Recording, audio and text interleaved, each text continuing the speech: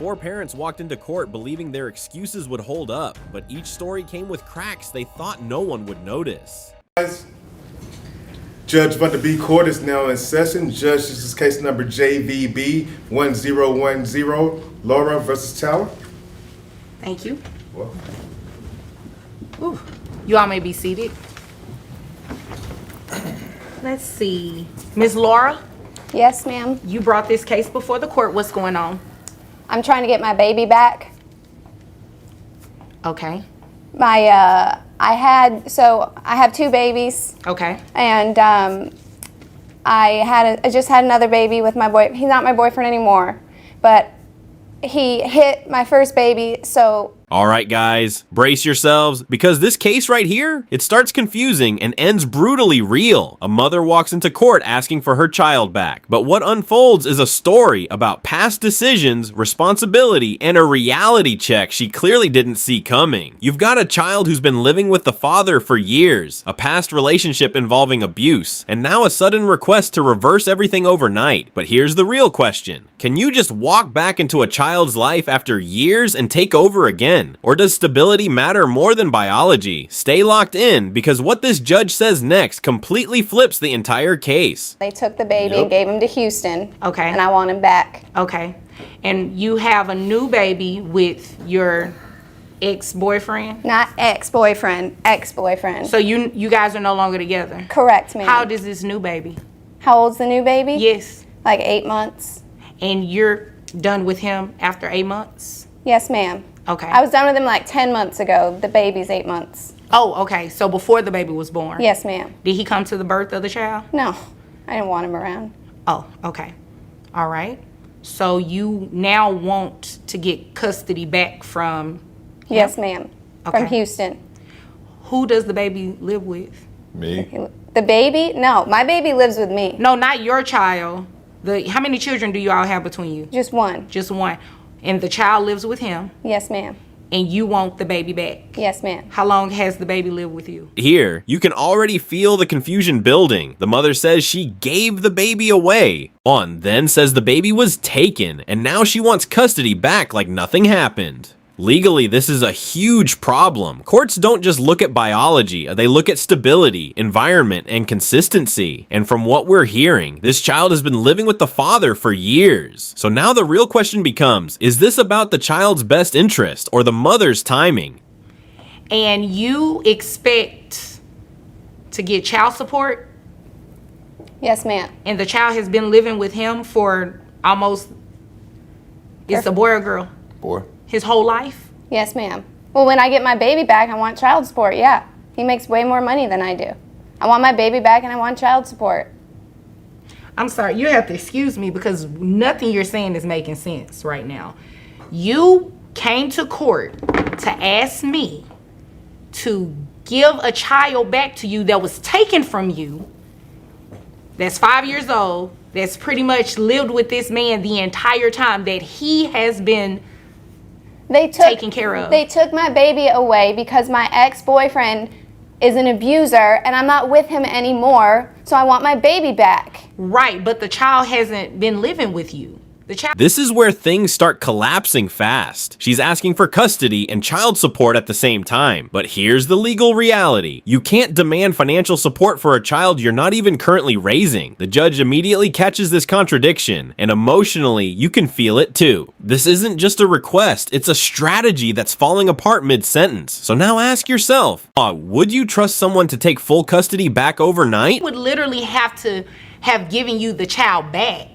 And then you come in here after you've been having the child for some time, then you come in here and say, Judge, I want this to be changed. I've been having the child this entire time. I want him to pay child support. That would be a little bit more reasonable. But what you're asking for today is very unreasonable. Okay, well, give me my baby back and then I'll come back in a while and ask for child support. Well, I can't give you your baby back because I never took your baby. Okay, actually nobody really took your baby. You lost your baby for your own negligence with your ex-boyfriend. That has nothing to do with me. Okay, now fill me in over here. The baby was placed with you after the boyfriend hit the baby. Yep. And he's been living with you ever since then. Yep. You've been taking care of him. Mm-hmm. You pay for everything for the child. Everything. What does she do? I visit. She visits unsupervised. Okay, congratulations. This right here is the turning point. The judge shuts it down instantly and makes it clear. Custody doesn't work like a switch. You don't disappear from a child's daily life and then come back years later demanding control. Legally, the father now represents stability, routine, and care, and the court protects that first. This isn't punishment, it's protection. So now the real question is, should past mistakes define your future as a parent? Oh, that's what I figured. Okay, I see what's going on here.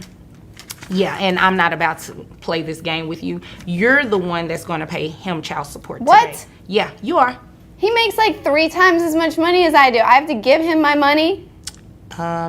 It's for the child, so yes, you do. You do. But the good thing is based on your income. You'll get credit for the other child that your 8-month-old, you'll get credit for that child. But yes, you are going to pay him child support. That's just the right thing to do. It's one child between the two of you, okay? And health insurance, I'm assuming you pay it. Yes. How much is it? $66 a month. $66. I get it through my Okay. employer, so.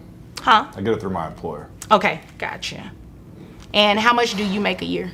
$38,000. And this is where everything flips. The judge sees the full picture. The father has been doing everything, providing, paying, and raising the child, while the mother has only been visiting. So legally, the roles are reversed, and now comes the shocker. She has to pay child support. This is how family law works. Yes, it's not about who earns more, it's about who's actually raising the child. Be honest. Did you see that coming? I have your gross coming out to $3,200. That brings your net to $2,648.01. Giving you credit for the other child that you have. Your child support obligation comes out to $423.69 plus the $66 you're going to reimburse him for health insurance every month. So 66 added to $463.69 is $489.69. $489.69. Did you need me to repeat it? I'm asking you, $489. I have to give him almost $500 a month. Yeah, that's how it works. Did you really think that I was going to have him pay you child support? No, I just wanted my baby. Oh, okay. So your first answer was no. So then you understand exactly why you have to pay child support. Is there anything else? No, ma'am. Okay. Is there anything else? So in the end, the judge didn't just deny her request. She flipped the entire case based on responsibility and reality. Custody stayed where the child was stable, and financial responsibility followed the parent who stepped up. It's a tough outcome, but legally it makes sense because courts don't reward intentions, they protect consistency. Now I want to hear from you. Did the judge get this right, or was this too harsh? If this case shocked you like it did us, drop your thoughts below, hit like, and subscribe for more real courtroom drama. For support court with Judge Vonda B. Judge, this is case number JVB 2005, Campos case. Thank you. You're welcome. You all may be seated. Okay. Is it Miss or Mrs. Campos? Mrs. Miss, okay. You brought this case before the court. What's going on? Well, I'm bringing my son to court to see if I can get some assistance for his son, my grandson, Julian. He's 6 years old. Juan and Julian's mom were together up until about 3 years ago. Okay. Had a good life, beautiful home. They were set. Then one day he comes to me. I've never talked to her since she left him. She abandoned him. She abandoned the whole family, including the grandson. So he comes and he says, look, she's gone and whatever. Okay. I just need... All right, guys, brace yourselves because this case starts with heartbreak, but quickly turns into something much deeper. A grandmother steps into court not for herself, but for her grandson. A child left behind, a broken family, and a father who may not be telling the full truth. At first, it feels like a story of sacrifice and survival, but as everything unfolds, hidden money, missing support, and shocking decisions begin to surface. The real question is, who's actually stepping up for this child? And who's just pretending? They needed his information. They said that he's under child support. The mother has been paying the state child support all these years. Okay, wait. So she's been paying child support to him? Apparently so. I haven't seen one dime. Okay. All right. And so Julian is under Medicaid. I couldn't get him under Medicaid Oh, you because couldn't get him I under- couldn't. That's how I found out about the child support. When I asked him about it on the visit that he made to buy the clothes, he said that no, it's he doesn't get any. He doesn't know where it's going to this and that. But I know Juan. There's that money. He knows what I'm talking about. You know, he knows he's getting it, but I'm not getting it. Okay. So you just want one to pay child support and you have the opportunity to get health insurance. This is where things take a serious legal turn. The grandmother finds out that child support has been paid all along, just not to her. Legally, child support is supposed to follow the child, not sit in someone else's pocket. If the child is living with the grandmother, she should be receiving that support. Plus, the fact that she couldn't even access medical coverage is a major red flag. Now the court isn't just dealing with support, it's dealing with responsibility and possible misuse of funds. The fact that you have been receiving child support from the mother of your son. Yes, I have. ¿Ves? Que Okay. te dije? And you didn't tell your mom? No, I didn't feel the need to. Okay, wait a minute. Is it true that your son, your 6-year-old, has been living with your mom for 3 years? Off and on, not totally all 3 years, off and on. I do. What do you mean by off and on? Like on the weekend when you pick him Well, up, or when you pick you know, him up and go with? I'm a promoter for a club, so I do need help, and I thought that was the agreement to go ahead and help me when I'm out of town, you know, and I'm not, as she says, I do have the house, but I'm really there, you know, and I do need help. He can't stay by himself in a house that big at 6 years old. I don't know. I know I couldn't, but. Okay. Well, you'd agree with me that help means that you need to give her something, right? And I do pay the health care, the 150. I do pay that. Oh, wait a minute. So that's the missing link here. So you pay health insurance for your son already? Yes, I pay the 150. Why didn't you tell your mother that? Why haven't you given her a health insurance card?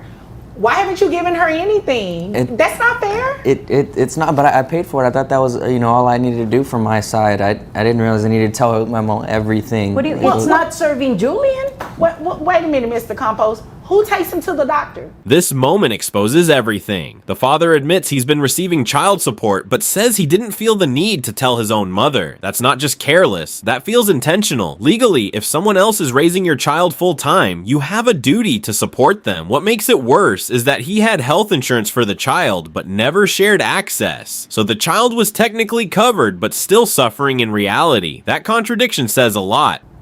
And you don't want to help her? I do want to help her, and I thought she had all the help she needed. When Papa passed away, he left quite a bit of money for her, and I thought, okay, you know, it would help. You just said keywords.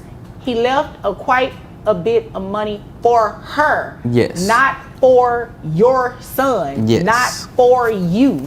Yes, and she keeps talking about going to Uber and such, but that's a pretty nice ring on her finger she has there. I don't know how many Your tips are dad needed. got me years ago. This is not something I bought in the And last why 3 does that years. matter? Because she says she does Uber and such. I mean, if it's really that low, Oh wouldn't my she? God, Mr. Compose. No. Okay, You sorry, Your obviously Honor. came here to waste my time. What kind of club promoter are you? Well, I'm sure you've seen me around, probably. No, I haven't. You don't look familiar at all, but you're looking real unfamiliar right now. I can't even tell this is your mother right now. This is my mother. I love her dearly. Well, I can't tell. You're not paying your mother. You're not helping your mother. She helped you. This is where the judge completely flips the narrative. The father tries to shift attention by bringing up inheritance, money, and even questioning his mother's situation, but the judge shuts that down instantly. Legally, a grandmother's finances do not cancel out a parent's responsibility. Child support is not optional, it's a legal obligation. And emotionally, this hits harder because now it's not just about money, it's about accountability and respect. So let me tell you what we're going to do. We are going to have the child support that you received, that $1,000, we're going to send it over to your mom. Your Honor, if there's any way we can... Yeah, hold on. I'm not finished. And I know you want to hear this. Okay. That's just mom's portion. You're going to pay too. So mom is going to be getting what? About, let's see, you said 40. Now I'm gonna take your word for it. I'm going to take your word for it at that $48,000. All right. Okay. And you said $150 in health insurance. Yes. All right. So your gross comes out to $3,900. That brings your net to $3,280.28. And how many children do you have? Just the one. Just how many? Just the one. Just the one child? Yes, just Julian. This is the turning point where everything collapses. The judge breaks down the numbers step by step, income, expenses, and obligations. And just like that, the reality hits. The father not only loses control of the child support he was receiving, but he is now ordered to pay additional support directly to his mother. This is exactly how family law works. It follows the child's real living situation, not excuses. Now he's finally being held accountable. You have to continue paying that health insurance of $150. Child support to grandma is going to be $656, as well as the reallocation of the $1,000 that you received from mom going to grandmother. So grandmother's amount in child support monthly is $1,656, which $656 belongs to you. You understand that? Yes. Okay. Grandma, did you understand what I said? I did understand. He's the only one thinking that I'm a fool. Now I understand why he didn't tell me about that medical coverage, because he would have known that I knew enough. I retired from the state. He knew that I would have known enough. Well, if you've got insurance, the card's probably got the mom's name under, whoever it comes under for Julian. Yeah. And I would have put 2 and 2 together and figured there's some child support following that too. But I just didn't think. In the end, the truth came out and the system corrected itself. A grandmother who sacrificed everything finally receives the support she deserved, and a father who avoided responsibility is now legally required to step up. But the bigger question remains, should it have taken a courtroom for this to happen? What would you have done in this situation? Drop your thoughts below, and if this case shocked you, don't forget to like, subscribe, and stay tuned for more powerful courtroom stories. Judge Vonda B. Court is now in session. Judge, this is the case of the Pearsons. Thank you. You all may be seated. Ms. Pearson, you brought this case before the court. What's going on? Well, we had been together for a really long time. About 4 years ago, we decided to adopt a child, and she broke up with me about 4 years ago. About 2 years ago, and stopped paying child support. And so I have had all the responsibility of our daughter, and she barely comes around. That's really not. Ma'am, let her finish. You will have your opportunity to speak. Okay. Okay, I can roll my eyes too. Okay. Okay. Thank you. She never sees our daughter, and recently she just changed jobs. She was making a lot of money, and she just dropped jobs because right when I started talking to her about child support. All right, guys, brace yourselves, because this case isn't just about child support. It's about responsibility, manipulation, and a decision that could change everything for a child caught in the middle. You've got one parent claiming they've been left to do everything alone, and another who suddenly switches jobs right when money becomes an issue. Now, here's where it gets intense. Is this a genuine life change, or a calculated move to avoid paying what's fair? Because today, the judge is about to dig deep, and what gets exposed next completely shifts the entire case. She changed jobs because she wanted to make sure that she wasn't ever going to have to pay anything more than what Okay, she ma'am, would- where do you used to work? I was a teacher. Okay. How much were you making as a teacher? Oh, I think around 40,000. Are you sure about that? Well, Because based on the paperwork that you provided, your teacher's salary was $55,000 a year. well, that doesn't include what I put into profit sharing. Is that true or not? 55? $55,000. Your documents are correct, right? Okay, that's probably true. Okay, it's not a probably. That's You true. submitted it. Thank you. Okay, $55,000 a year. How much are you making now? Like, where are you working at now? Well, I'm working at a store as a clerk, and I'm making 30,000 a year now. Okay. And you said you're a teacher, so This is the first major red flag. The moment the judge hears about the job change, she immediately starts connecting the dots. Dropping from $55,000 to $30,000 right when support is discussed is not just a coincidence in legal terms. In family law, income isn't just what you earn, it's what you choose to earn. So now the question becomes, was this a lifestyle decision or intentional avoidance to reduce financial responsibility? Yes. what type of degrees do you have for that? I have a degree in economics, Okay. You have one degree or you have multiple degrees? Well, and I have my master's in accounting. You have a master's in accounting and you're working as a clerk. Yes. What are you doing at this job? Well, I help people find clothes.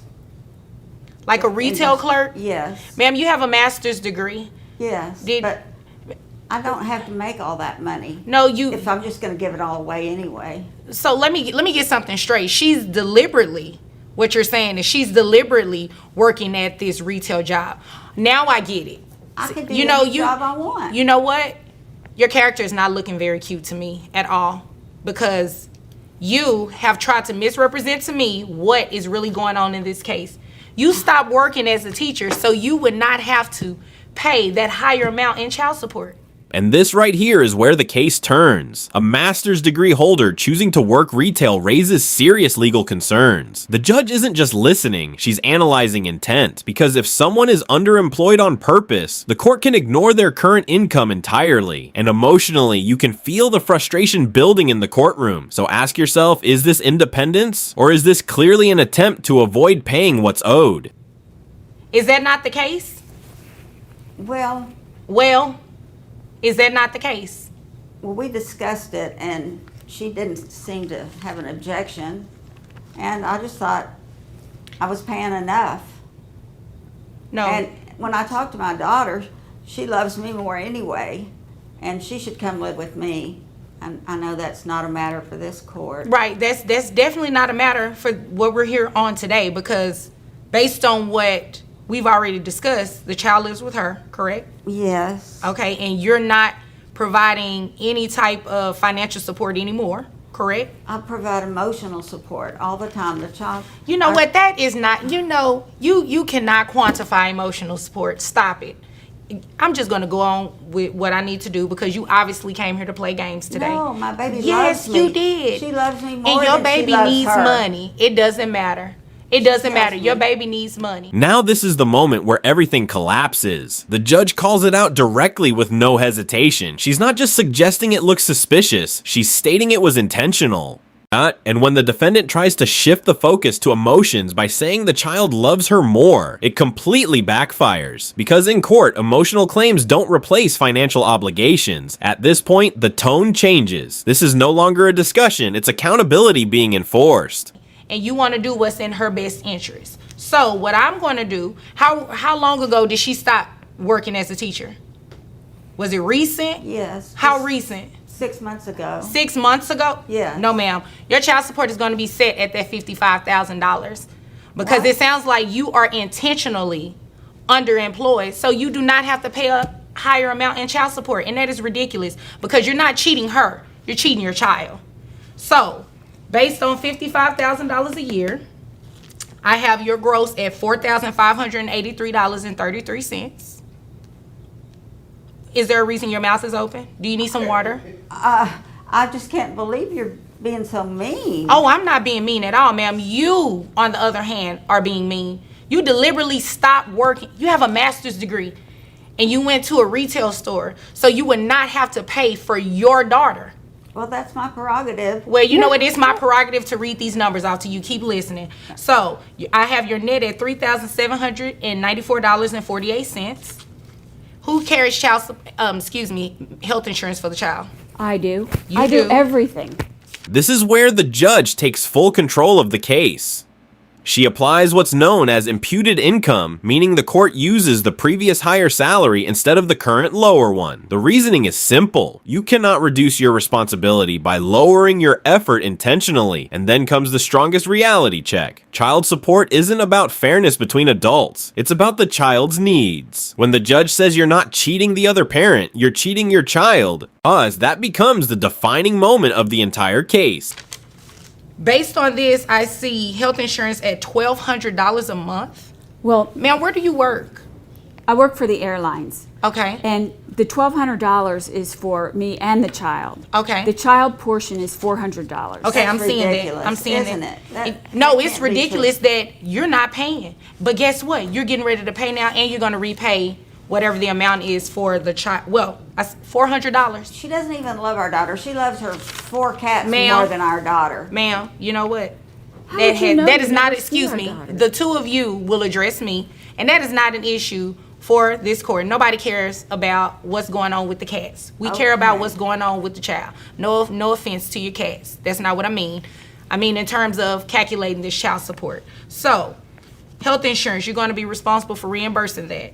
So I have your child support obligation at $758.90 plus $400 for the monthly health insurance comes out to $1,158.90.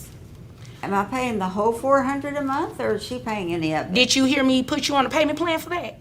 So in the end, the judge didn't just make a ruling. She made a clear statement about responsibility. Your obligations don't disappear just because you decide to earn less. The court looked past excuses, focused on the child, and enforced what it believed was fair. But now the question is for you. Do you think the judge made the right call, or should personal choices carry more weight in situations like this? If this case shocked you, drop your thoughts below, hit like, and subscribe for more powerful courtroom breakdowns. All rise.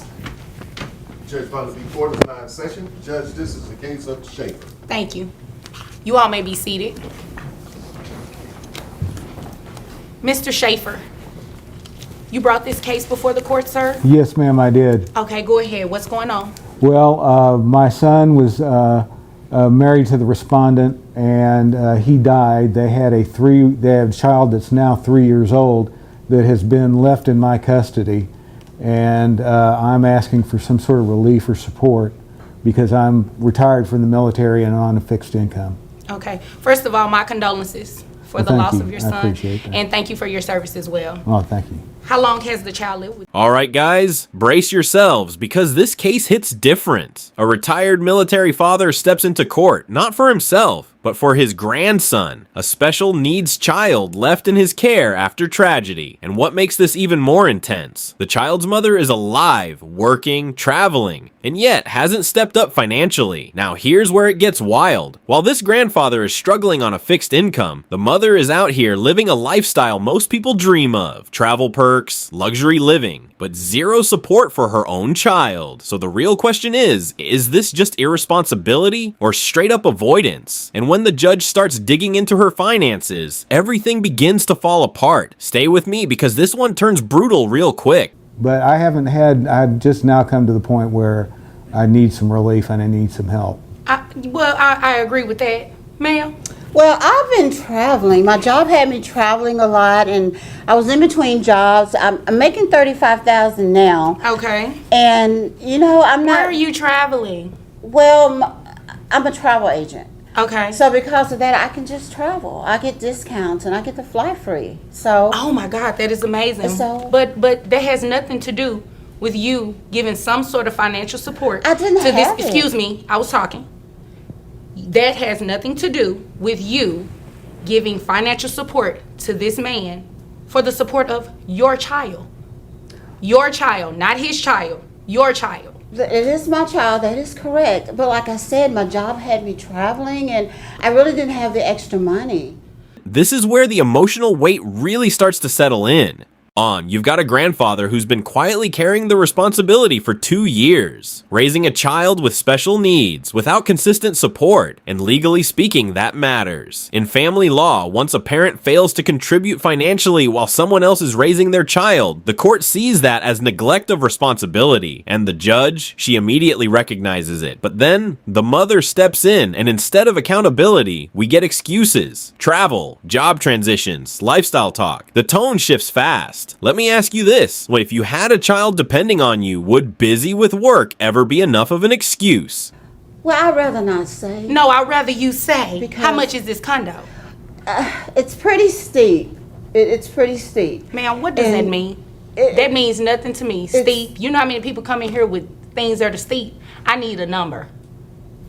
I like to live nice, and so I pay $5,000. See, you know what? You obviously came here to waste my time. No, I didn't. Yes, really, you did. I didn't. And I Ma'am, really yes, you don't have did. any I've extra asked you money. a very specific question. How much is your condo? Well, I pay $5,000 a month. $5,000 a month? Sir, Yes, ma'am. is this 3-year-old in daycare? Yes, he's in preschool because he has some special needs. How much is daycare? Daycare runs about $300 a week. $300 a week. Don't you get some kind of And don't you No. just need to wait your turn until Yes, ma'am. I come to you? Yes, I'm ma'am. not talking to you. Okay. Thank you.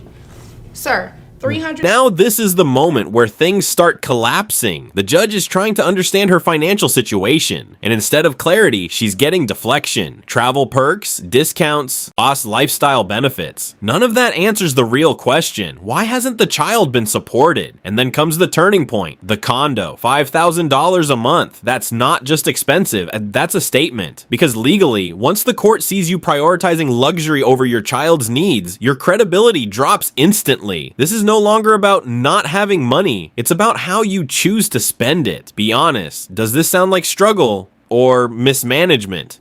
A little help. I agree with you. It definitely, if she's spending $5,000 a month on a condo, I don't even stay in a condo, I ma'am. need that. I Okay, have to have well, I that. need a condo. Can you give me your condo? Exactly. So your child support based on $35,000 a year. Are you carrying any type of health insurance on the child? See, that's another thing. Since on the child, Yes. well, the child is autistic, so the child gets a check. So I don't understand why you need my money. Okay. Because you get assistance from the government. with this Excuse kid. me. I mean, my child. Excuse me. Last time I checked, I was the judge. You are. Okay, thanks. That means that I asked the questions and I addressed him, he addressed me. Okay. You do not address him. All right. Okay? Understand. How much is health insurance for the child only? I have no idea what health insurance is for the child. So obviously you don't pay it. Sir, how much is health insurance for the child It's only? just short of $400. Short for the child only? Yes, Ma'am, you... I'm covered under the VA. Well, I thought he was getting government No, well, I assistance. thought you should have been giving him something. This right here is classic courtroom pressure. The judge isn't letting vague answers slide. She wants numbers, facts, accountability. And when the $5,000 figure finally comes out, everything changes because now the court can clearly see the imbalance. A child needing specialized care. Oh, it's costing hundreds weekly, while the parent invests thousands into comfort and travel. Legally, this creates what's called a priority conflict, and courts always side with the child. And notice the shift. The judge's tone gets sharper, more direct. That's not anger. That's authority stepping in when responsibility fails. So ask yourself, at what point does lifestyle become negligence? So based on 9%, it'll be $262.50. Will that start? Can you give me maybe 3 months before that starts so I can rebudget my bills? Let me think about that. No. So $262.50. I had a question. Why are you being so hard on me? Ma'am, I'm not being hard on you. You have not given this man any type of child support to support not your have child. any. And then you come to court and say you don't have money, but you travel and you have a $5,000 a month condo, but you don't give him anything a month. I don't have it. I just don't have Well, it. I can't help you. So it's going to be, I have your child support obligation. And how many children do you have? I'm sorry, ma'am. Just one. One child, so that's based on 20%. Let's see here. Sir, you said you all have a cordial relationship. Are you okay with continuing that health insurance? Yes, I am. Okay. Now we've reached the breaking point. The judge connects everything. Income, expenses, lack of support, and makes it clear this isn't optional anymore. And here's the legal reality most people don't understand. Child support isn't based on what you feel you can pay. It's based on what you should be contributing. That's why she doesn't just order monthly payments. She adds back pay because for 2 years, that child went without proper financial support. And in the eyes of the law, that debt doesn't disappear. It stacks up. And when she says sell your condo, that's not just advice. That's a reality check. Would you sacrifice comfort if it meant taking care of your child? So your child support obligation, your net comes out to $2,466.03. Your child support obligation comes out to $394.56. Now your back child support, that $394.56, you have to pay that back from the time that the child has lived with Mr. Schaefer. That's not fair. Yes, ma'am. In Texas, it goes back 4 years. Your child is 3. So with that calculation, it comes out to $14,204.16 to be paid monthly at an amount of $200. That makes your total child support obligation set at, well, I'm gonna make it $300 because $14,000 is a huge amount. So that makes your monthly child support obligation $694.56. I got some bills that I can show you. I just can't afford that. And you know what? He has bills that he can show me as well, and you have not done anything. And you're lucky that he cut you a break because I didn't have to. So in the end, the judge didn't just make a ruling. She delivered a wake-up call. Monthly support, back pay, and a clear message. Your child comes first, no matter what. This case wasn't just about money. It was about priorities, responsibility, and the consequences of avoiding both. And honestly, the grandfather, he didn't ask for punishment. He asked for help. That's what makes this even more powerful. But now I want to hear from you. Did the judge go too hard, or was this exactly what needed to happen? If this case shocked you like it did us, or drop your thoughts below, hit that like button, and don't forget to subscribe for more real, unfiltered courtroom drama.